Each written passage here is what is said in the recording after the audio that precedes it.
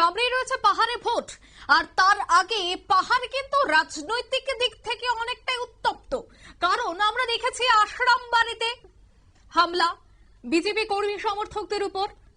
এবার দেখা গেল তিপ্রামথার কর্মীর বাড়িতে বোমা নিক্ষেপের অভিযোগ।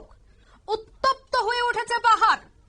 উত্তপ্ত জম্পুই জলার মধ্য ঘনিয়ামারা ভিসি কার্তিক সর্দার পাড়া। জানা গেছে যে তিপ্রামথার কর্মীর বাড়িতে বোমা নিক্ষেপ করা হয়। যদিও কারা এই বোমা নিক্ষেপ করেছে তাদেরকে নাকি ইতিমধ্যেই চিহ্নিত করা হয়েছে, অর্থাৎ চিনতে পেরেছেন তিপ্রামথার কর্মীরা।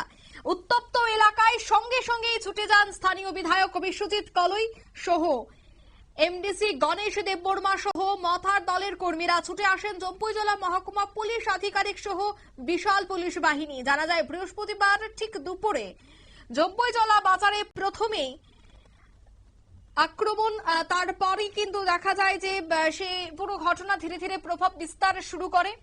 তবে মথার বাড়িতে এই বোমা নিক্ষেপকে কেন্দ্র করে রাজনৈতিক পারদ কিন্তু চড়তে শুরু করেছে। কিভাবে ঘটলো এই ঘটনা, কি বলছেন বিধায়ক বিশ্বজিৎ কলই, শোনাবো।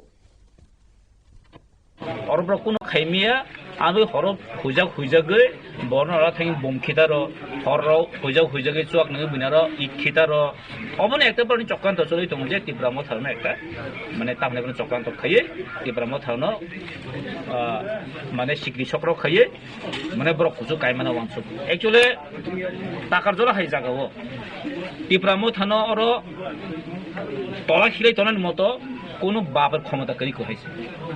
কারণ বগে যে জায়গাও থানায় অ্যাসেম্বলিও সিংহর অপোজিশন মাত্র 22 মানুষের বাকি যত 34,000 তিপ্রামথা ভোট মানি পাস আর সানামো সিংহ আর 2,000 বরক 34,000 জন চ্যালেঞ্জ খাই থাঙ্গাঙ্কে।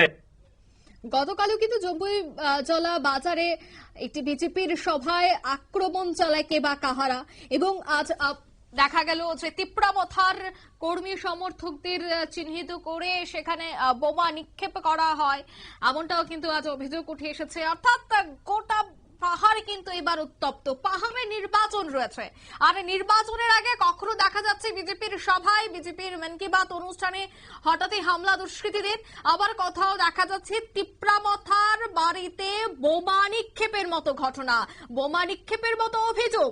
তবে কেন বারবার পাহাড় উত্তপ্ত হচ্ছে, কেন প্রতিনিয়ত পারদ চড়তে শুরু করেছে, এর পেছনে কি অন্য ইঙ্গিত রয়েছে? রাজনৈতিক বিশ্লেষকরা কিন্তু এই বিষয়টা নিয়ে নিজেরার মতো করে বিশ্লেষণ করতে শুরু করেছে। তবে এই পাহাড় কি সত্যি শান্ত হবে, নাকি এ ধরনের হামলা হুজ্জতি একের পর এক বেড়ে যাবে এবং নির্বাচনের প্রাক মুহূর্তে রণক্ষেত্র তৈরি হবে? প্রশ্ন কিন্তু রয়েছে একাধিক। তবে কিভাবে অশান্ত পাহাড় শান্ত হয় সেটাই দেখার, প্রশাসনের পক্ষ থেকে নিরাপত্তার বিষয়টা কতটা জোরদার করা হয় সেটাও কিন্তু দেখার। নিয়ে নিচ্ছি ছোট্ট একটি বিজ্ঞাপন বিরতি, সঙ্গে থাকুন।